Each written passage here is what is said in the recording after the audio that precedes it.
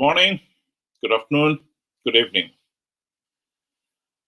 I think it is a human weakness in all of us that we want to think ourselves to be right, to believe we know it all, we know best. But we have got to accept that when you go into public life, you must be held accountable. You are serving the public. You're not there to serve yourself. You serve the public. And by that very nature, you must be accountable to the public. Why do I say this? We have had endless, this issue has been raised several times. This issue of Chamisa mixing politics with religion. If he's talking religion, yes, let him talk about the Bible, the verses, and so forth.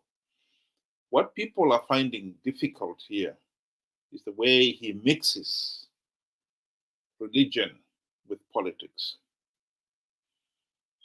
He comes up with a political policy, a position, and then he tries to back it up and saying God is in it. I found that very difficult to accept. If you're going to say God is in it, you really have got to be absolutely cocksure that God is indeed in it. But I think if you look at what has happened in the MDC, CCC, Chamisa has said one thing, assured the nation God is in it, and then the exact opposite has happened. So one is forced to ask, was he right or was he lying? About the event itself, clearly, it turned out to be untrue. Take, for instance, this issue of the elections last year. He was absolutely cocksure CCC was going to win big. God is in it. Well, CCC did not win. CCC did not win. So, was God in it as well? Why do we keep on bringing in God, where this is purely a human being? He must have been convinced, for whatever reasons, that CCC was going to win. He, like every other mortal, can make a mistake. One accepts that. But why did he say God was in it? I say this because in a recent address, the funeral of somebody, he repeated the same thing again. What he basically said there is, I've been mocked for my faith, but let me tell you that I stand by it. I have been enlightened. You haven't. Let us listen to that video clip. I'm sure many have listened to it. It's been taking the rounds in the social media. I'll just play the short bit where it talks about Zhinji munotionera kumatongerwo enyika. Ndinoona kumatongerwo enyika mwanondinyomba. Iwe unoita zvemavhesi, iwe unoita zvemavhesi. Ndakapenyerwa iwe usati wapenyerwa. Ndakanzwisisa kuti mukutungamirira nyika pane zvinopfuura nezvichauya. Upenyu hwatinahwo tinoda kugadzira chiteshi tiri pabus stop. Hauendi pabus stop wobva wanovaka ipapo woti yeye unogadzirira uchiziva kuti kune kunoendwa kumusha kumusoro kudenga. Well, that is very well. We are still talking about religion. There is nothing wrong with a theological interpretation of events here on earth. But if we are talking about politics, let's take off that pretension that we are still talking about religion, or that what we are saying regarding our political positions is backed by God. That is what is at issue here. That quotation reminds me of Jesus. In Matthew 24, verses 4 to 6, he says, Jesus answered, "See to it that no one deceives you. For men will come in my name, claiming I am the Christ, and will deceive many."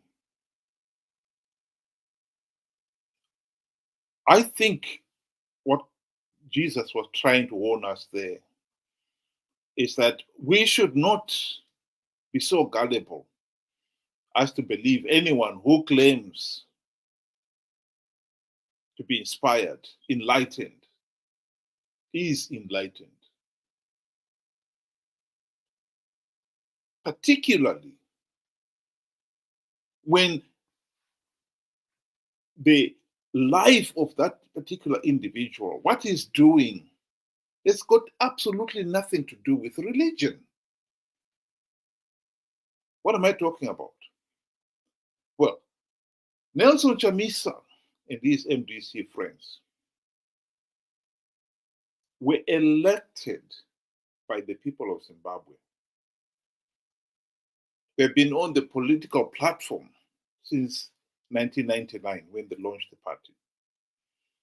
And the people have risked life and limb and livelihood to get them into office.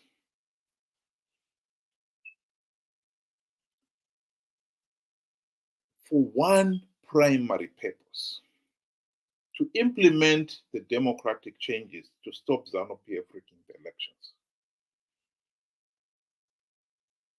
People must fix their eyes on that. That is the ball. Don't take your eyes off that ball. That was the primary purpose of the opposition. Yes, they have not been elected into power to form a new government of their own, but they were in the government of national unity, whose primary purpose was to implement those democratic changes. Some people have failed to understand what the primary purpose of the GNU was, but that was the primary purpose of the GNU.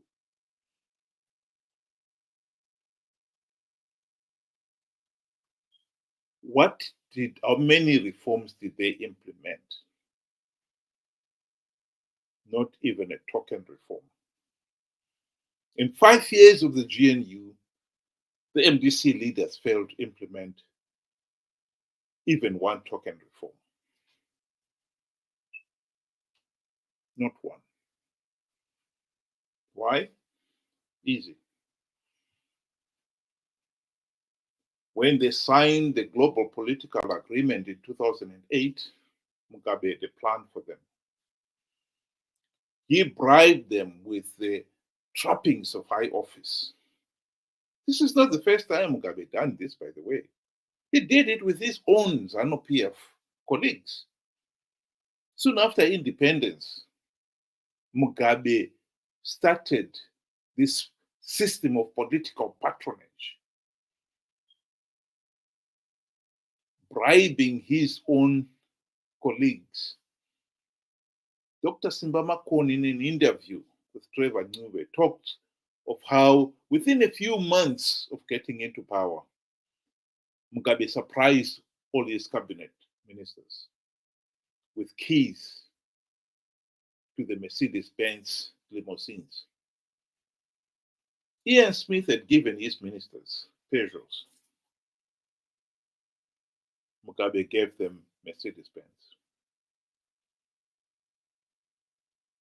Those Mercedes-Benz had not been in the budget that Ian Smith left, nor did the new incoming government cabinet ever discuss those things. This was Mugabe's decision. Of course, the implications were clear. This is a bribe. If you do please me, you'll get more of this. And make no mistake about it, Mugabe's cabinet has been one of the most useless, utterly useless cabinets in human history, in the way they allowed Mugabe to get away with everything. So let's be clear there. Mugabe did not start bribing those around him with Morgan Tsvangirai and his MDC friends. He had been doing that already. And indeed, during the GNU, if somebody asked the SANU-PF cronies, why are the MDC guys not implementing reforms? These cronies would boasted. Mazwana MDC they will not rock the boat. They were enjoying being on the gravy train. They forgot about the reforms. Chamisa was in that MDC cabinet. Are we saying here that God was in it too? This was a clear-cut case of opposition leaders selling out on what they had undertaken to carry out. God was not in it.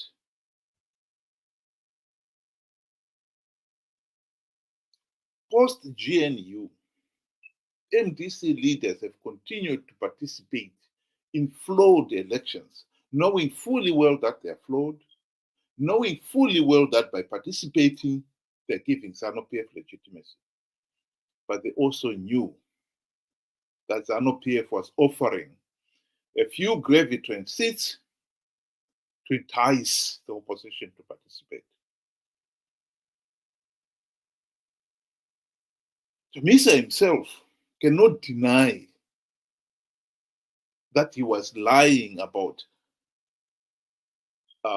in 2018, he was leader of the MDC alliance.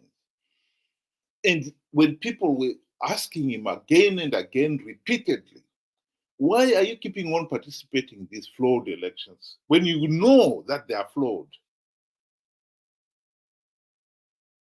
His answer was, MDC has come up with stringent measures to stop ZANU-PF rigging the elections. He knew that there were no stringent measures. MDC had not come up with any stringent measures to stop ZANU-PF rigging the elections. He was participating out of greed. It repeated the same thing 2023, last year. All this talk about I've plugged all the vote rigging loopholes to stop ZANU-PF rigging the elections was just a way of justifying why CCC were hell-bent on participating in these flawed elections. Was God in it? How could God be in such a scheme? A blatant case of selling out. They were conning the ordinary people to participate in a process which they knew was flawed, which they knew will only perpetuate the suffering of the ordinary people.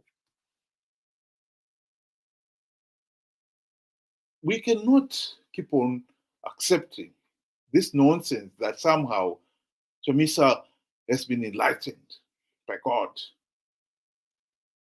and the rest of us, we are not.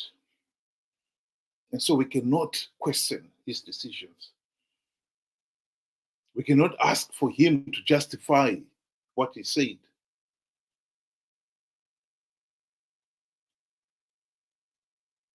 It is ridiculous how some people now want to escape political accountability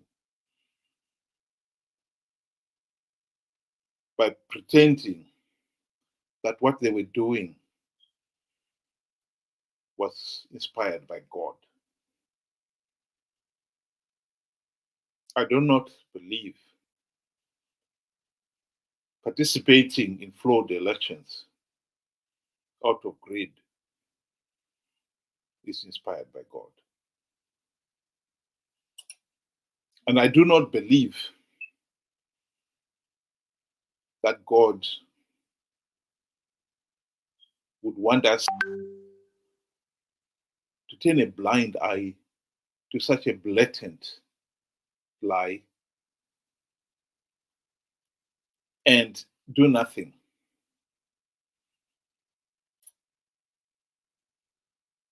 These people must be held to account. Zimbabwe is a failed state. Zimbabwe could be in a different place, economically and politically, right now, if the MDC, Chamisa and company had implemented the democratic reforms. They have had 24 years, including the 5 during the GNU, in which to implement these reforms. They failed to implement even one. And when we try to say to them, account for why you failed to implement reforms, I find it insulting that somebody should insist that we should not question his decisions because he has been enlightened and we have not.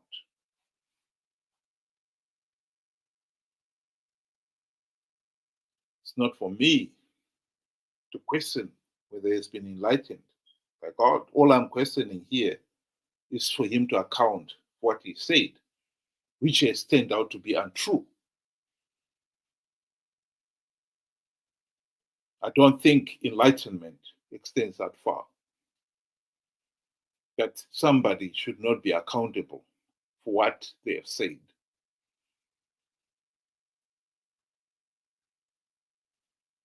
And let me be clear here. I'm not asking him to account that God was in it. I don't know. That claim, I don't know whether it's true or it's not. That's between him and God. But what I am concerned about is that he failed to implement even one token reform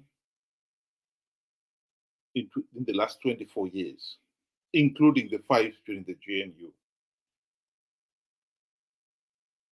And since the GNU, he and his colleagues have participated in flawed elections to give ZANU-PF legitimacy for the sake of a few gravy train seats. He must also account for conning the ordinary people, ordinary Zimbabweans, into participating in these flawed elections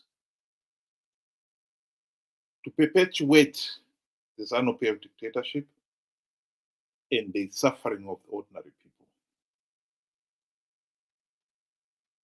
That he must account for. And to try to divert attention away from that under the pretext that he has been enlightened by God is unacceptable. is totally unacceptable. That is not a satisfactory answer. Account for your failure to implement reforms. Account for your participation in flawed elections out of greed. Account for enticing, conning ordinary people into believing that Triple C was going to win big and you had plugged all the vote rigging loopholes. Your attached hashtag God is in it. You cannot use that as the excuse for not accounting for it. That is totally unacceptable. Your enlightenment is no excuse. It's not an explanation. It's not, you're not accounting for what you've been asked to account for.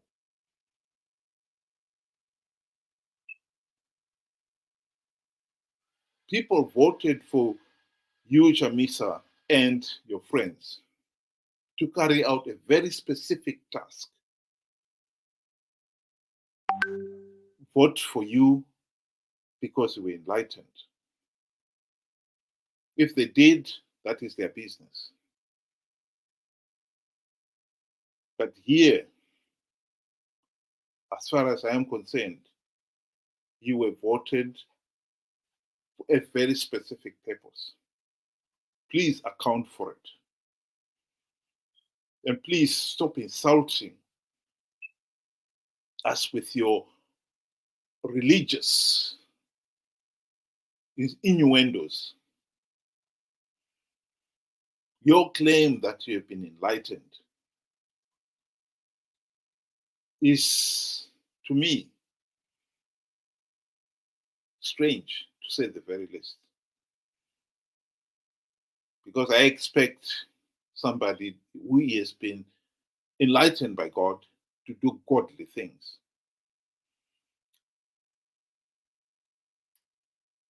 Blatantly betraying the ordinary people for the sake of the few gravitron seats, it's hardly a thing I would expect somebody who has inspired, enlightened by God, touched by the hand of God to be doing.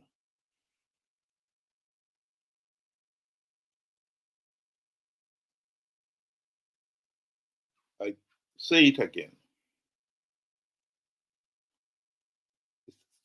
I'm not questioning whether you were enlightened by God or not. All I'm questioning is, please account for MDC's failure to implement even one democratic reform in 24 years, including the 5 in the GNU. 2, account for your participation in flawed elections, knowing fully well that they're flawed, knowing fully well that participating will give ZANU-PF legitimacy. And yet he continued to participate out of greed. 3, account for your blatant lying to entice ordinary people to participate in these flawed elections, knowing fully well that that will only perpetuate the ZANU-PF dictatorship and the people, the ordinary people, suffering. That you must account for. That is your responsibility. When you took off, you accepted public office, you must accept, as a politician holding public office, you are accountable, democratically accountable to the people. That you must account for. And please do not try to insult some of us by pretending that because you were enlightened, you don't have to account for it. No, that has nothing to do with it. That is absolutely nothing to do with it. Account for what you did or failed to do these last 24 years. That is not negotiable. That is non-negotiable. You are accountable to the people.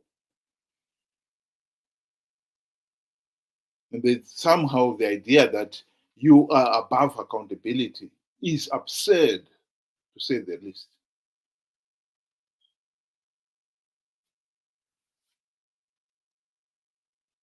I think this issue has got to be resolved. The idea that you can do this, and we are now looking at coming 2028 elections. You're going to repeat the same thing.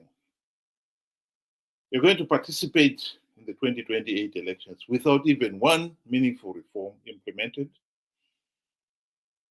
You're going to take advantage of the ignorance and naivety of millions of ordinary Zimbabweans and their desperation for change, to tell them that you're going to deliver change this time.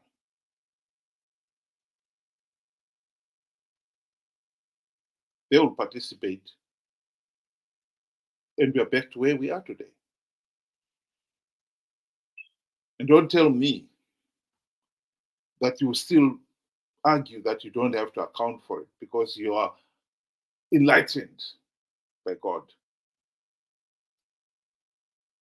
And they are not.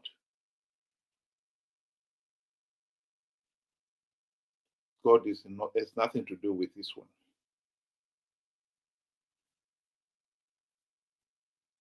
Account for what you've done. And if you're going to take the people of Zimbabwe into yet another flawed election without accounting for what you've been doing already, I think that is where the battle has got to be fought.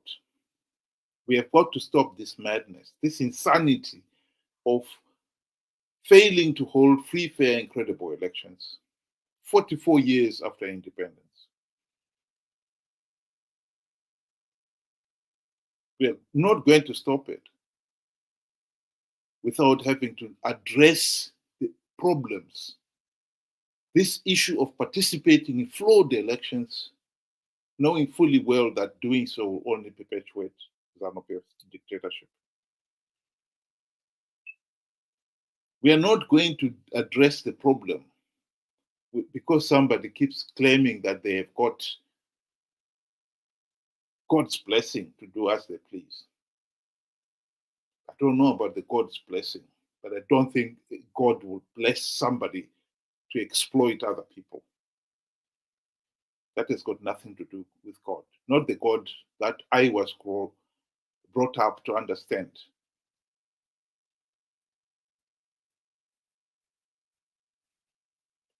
Let's talk politics. Talking religion. You can talk all the religion you want, all the Bible, quote all the Bible verses you want, whenever you want, in church or outside church. But please do not try to cover up for your political lies and betrayals under this cloak that God was in it, that God blessed all that lie and treasonous betrayal of the people. Why would God want to do that? Why would God want to bless another year, another session of rigged elections, so that more and more millions of people can live in abject poverty and suffer?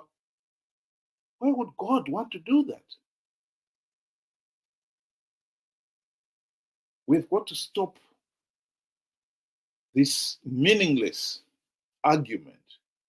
Somehow, you are above accountability. No, you're not. You are accountable to the people of Zimbabwe. You were in the GNU. You were leader of MDC Alliance. You were leader of the Triple C. Those parties made many mistakes. All we are saying is, please account for it. Explain to the people. You owe the people the explanation. What went wrong? You plugged all the vote rigging loopholes last year, and you assured the nation that Triple C was going to win big. What happened? That is not too much to ask.